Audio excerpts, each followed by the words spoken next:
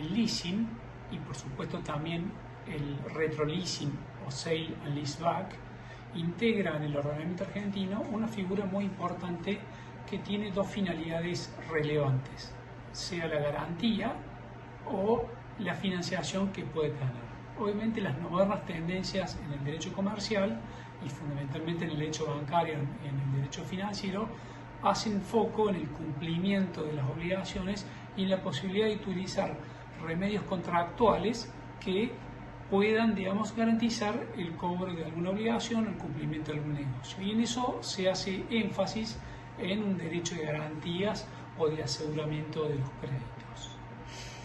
El leasing en Argentina tiene una acabada costumbre, ya tiene más de 30 años la legislación que lo incorporó y se mantuvo casi inalterada hasta el actual Código Civil y Comercial que entró a regir el 1 de agosto del 2015.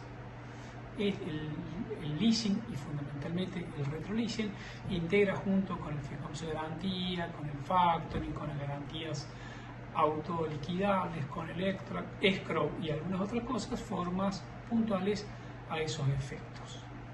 El retroleasing es una forma de garantía autoliquidable, lo cual tiene un impacto en el sistema bancario muy importante y no genera o no compromete el nivel de garantías que puede llegar a tener la persona que accede al crédito.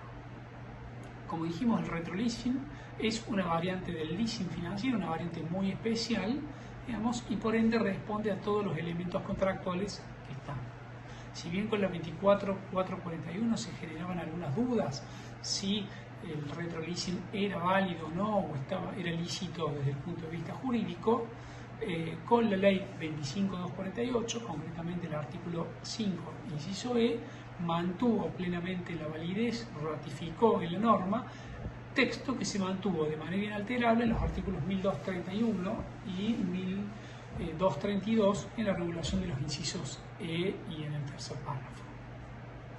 En concreto, es un contrato en el cual una persona vende un determinado bien, puede ser un bien mueble o un bien inmueble, a una persona. Entonces tenemos un vendedor que vende un inmueble o un bien a un comprador y en paralelo, digamos, ese comprador, digamos, se lo da en leasing al mismo vendedor para que el vendedor lo pague, digamos, a través de los cánones con una opción de compra. Entonces, si ustedes ven, tienen dos negocios en paralelo. Por un lado, la compraventa, que generalmente se hace contra, donde A le vende a B un objeto por 100 pesos.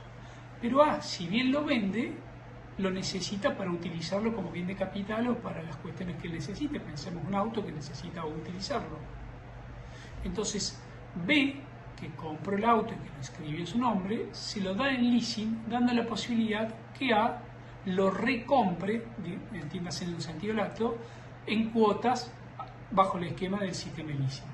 Esta situación genera que la titularidad del vehículo deja de estar a nombre de A, con ello todos los riesgos, insolvencia, embargos, etc., y pasa a estar a nombre de B, que es quien compró el título. Pero la ventaja que tiene es que B lo da en leasing, con lo cual le permite nuevamente a A utilizarlo, emplearlo contra el pago de un canon periódico que en algún punto se condice con la amortización de ese crédito que se puede hacer. Entonces, el pago del precio de esa compraventa es el valor del préstamo y la amortización del bien es lo que genera esa situación. Por eso, digamos, se transforma en la posibilidad de recibir una suma de dinero a través de esa venta, poder utilizar el bien a través del pago de un canon periódico. Es una forma de monetizar un activo no dinerario. Si bien el Código Civil y Comercial no regula, no establece la denominación de esta forma especial de leasing, digamos, no es atípica porque está regulada especialmente y se ha conocido como sale and leaseback o venta y adquisición nuevamente en leasing o simplemente leaseback, como digamos retomar el leasing, pero también se ha castellanizado como retroleasing, retroarriendo, fundamentalmente en el derecho español, o leasing de reto. La idea un poco es que en todos estos casos el concepto concreto lo tenga. Acá tenemos dos contratos en donde hay dos partes. en el primer contrato, que es la compraventa, tenemos el vendedor y el comprador por un objeto y por una suma de dinero. Y en el segundo contrato tenemos un dador en leasing, que es el que compró ese bien, lo puso su nombre y lo volvió a dar en leasing, y un tomador del leasing, que es el que recibe ese bien de manera periódica. Por eso es sale, venta, y leaseback, me lo das de nuevo en leasing. Como dijimos, tiene una plena validez constitucional porque no contempla, si bien no está contemplada las cuestiones puntuales que se pueden generar, no hay ningún aspecto en la autonomía de la voluntad, y si el ordenamiento acepta esta forma establecida y no dice que tenga que hacerse a través de una prenda o a través de otro negocio, es válido. Entonces, si el propio sistema lo admite, está. Sobre todo porque estas garantías autoliquidables o autoejecutables son válidas y generan una cierta eficiencia. De ninguna manera se puede entender que esto es un negocio simulado, no porque no pueda, sino porque la causa que tiene es la de un retroleasing, que es esta figura, más allá que se puede lograr el mismo resultado a través de otros mecanismos, sea una compra-venta con prendas, etc. Entonces, si bien de lege ferenda sería conveniente regular algunas cuestiones mejores, son cuestiones de lege ferenda. Esto significa que sería aconsejable que la legislación mejorara la regulación o que incluyera alguna cuestión, pero no, digamos, el hecho de que está permitido está. Hay una cierta conexidad contractual porque hay dos contratos que deben interpretarse, digamos, como se dice en el derecho italiano, de manera coligada, el coligamento contractual o los contratos conexos. Estos que están también incorporados al Código Civil acepta que más allá que pueda haber dos contratos, compra-venta y leasing, deban interpretarse como un único contrato a los efectos de tener claro, por ejemplo, que se cumple la causa, el objeto, todo, y que sería injusto que por un lado una compra-venta tenga algún inconveniente y no.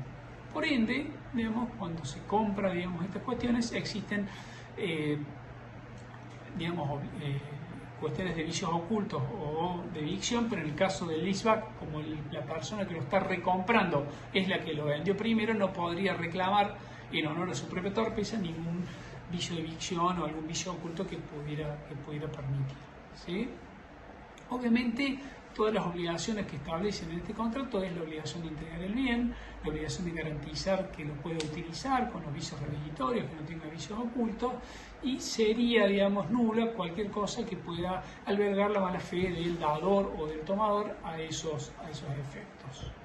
Según cada caso concreto, este contrato puede ser entendido como un contrato de consumo. Pensemos en un consumidor que adquiere un vehículo de esta manera o que pide un préstamo bancario de esta manera, en cuyo caso, si se dieran las circunstancias en donde queda engastado en una cuestión de defensa del consumidor, dicha persona va, digamos, tener la tutela del ordenamiento del consumidor con efectos de lograr la protección debida que establece. La ley no establece puntualmente qué forma debe tener, sino que eso depende de cada bien. ¿Qué significa? Si lo que yo tengo que vender es un bien mueble que no requiere de escritura pública, se puede hacer a través de un instrumento privado con firma certificada, y si lo que debo hacer es un inmueble o alguna otra cosa, deberé hacerlo por escritura pública. Básicamente lo que importa, más allá de la forma, es cuál es el bien que se va a transferir mediante esta forma de compra-venta más leasing, y a partir de ahí deberé respetar las formas contractuales establecidas según el tipo de activo. Obviamente que hay una formalidad que es muy importante, que es la registración del leasing, que eso lo impone la ley a los efectos de poder registrar este leasing en esa cuestión. No es que se registra, digamos, toda la operación, lo único que se registra es el retroleasing, en donde el nuevo propietario, digamos, informa que tiene un leasing con esta persona. ¿Por qué digo esto? Porque, digamos, la inscripción del leasing debe hacerse según el tipo de bien. Si fuera un vehículo, se debe hacer en el Registro Nacional del Automotor; si fuera un inmueble, en el Registro General de la Provincia, estamos hablando del registro inmobiliario; y si no fuera algo, en un registro de créditos prendarios, a los efectos de poder establecer eso. Cuando uno piensa en la financiación, está claro que el ex dueño de la cosa, cuando la vende, se hace de un activo, con lo cual obtiene un anticipo financiero y después lo está recomprando a través del canon locativo más la opción del pago de lo que se llama la opción de compra. Si uno analiza el sale and leaseback con otras formas de garantía, pero fundamentalmente con la prenda, y estamos hablando de una garantía muy importante como la prenda del artículo 39 o la prenda, digamos, puntual, se puede advertir que tiene ventajas significativas. Desde el punto de vista subjetivo, el ámbito del leasing es mucho más amplio. Recordemos que la prenda extrajudicial o la prenda del artículo 39 solamente se le confiere al banco, al Estado Nacional, Provincial o Municipal o a alguna entidad financiera muy puntual que tenga registrado y sucursal. En cambio,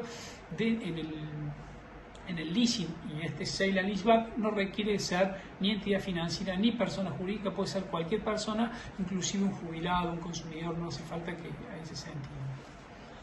En la ley de prenda con registro se impone necesariamente el remate extrajudicialmente de la cosa, y en ese remate hay que hacer una rendición de cuentas. En cambio, en el sale and leaseback, digamos, como la cosa es del dador, él no tiene que venderla necesariamente, o si lo vende, después lo venderá en su propio beneficio.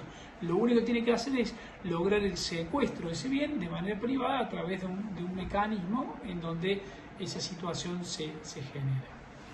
Obviamente que en el leasing y en la ejecución de los leasing, sean inmobiliarios o mobiliarios, tiene alguna cuestión puntual que es un emplazamiento previo o una advertencia de que si no se cumplen ciertas cuestiones se puede hacer esa situación. Pero salvando esas situaciones no habría ningún inconveniente. Inclusive en el leasing se puede ejecutar el saldo y pagado y se podría embargar cualquier otro bien que no esté establecido.